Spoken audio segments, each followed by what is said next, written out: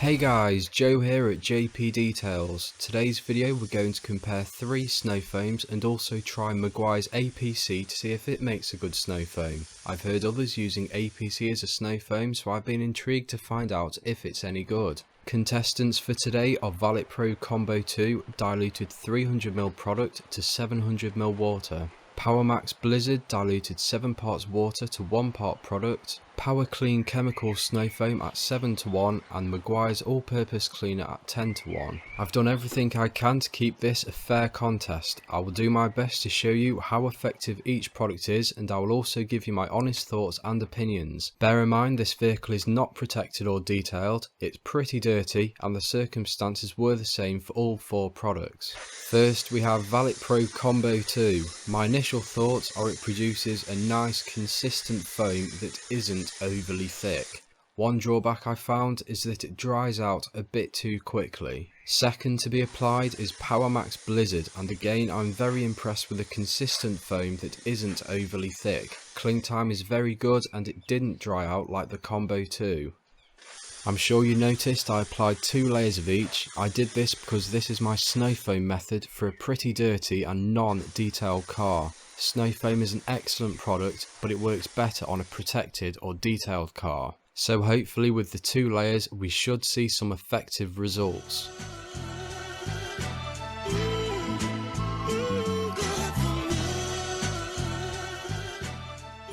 All sections were pressure rinsed equally, including the centre section, which unfortunately did end up covered in foam, although when the area dried we can still see the divide, so this may have happened on the second application of foam. It was a bit late to back out of the video at this point, so I had to continue, although I'm glad I did. The other side of the car I used a larger piece of cardboard so we get a clearer divide. First to be applied is Power Clean Chemical Snow Foam, which is the cheapest product out of the 4. My only concern is that it dried out a bit too quickly. Next we have Mcguire's APC, and as it happens it doesn't make a good snow foam. At the moment it looks pretty good, but when it starts to dry you will see what I mean. The way it streaks downwards makes me fear this could cause significant harm to the exterior.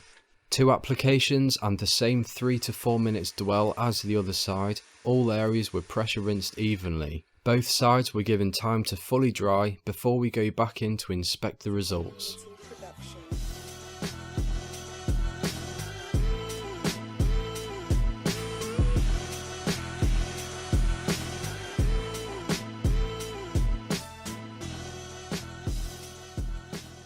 ValetPRO Combo 2 on the rear, and if you look closely you should be able to see the divide. The snow foam performed very well, it removed around 90% of grime, it was a nice consistent foam and not overly thick. Just a slight drawback of drying out too quickly, although this won't stop me using Combo 2 in the future.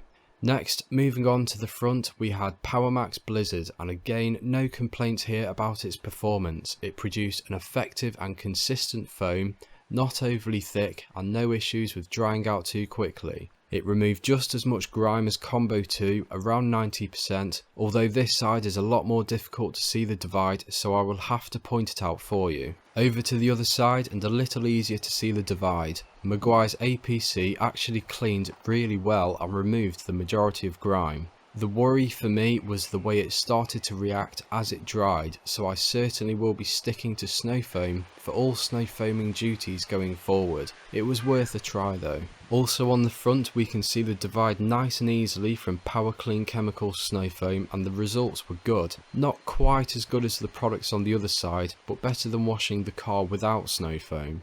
I'm going to base my final winner on the overall user experience because I couldn't determine which product removed the most dirt. They were all pretty equal. If I had to pick a winner it will be PowerMax Blizzard, followed with ValetPRO Combo 2 closely behind. Third would be Power Clean Chemicals and Mcguire's APC 4th.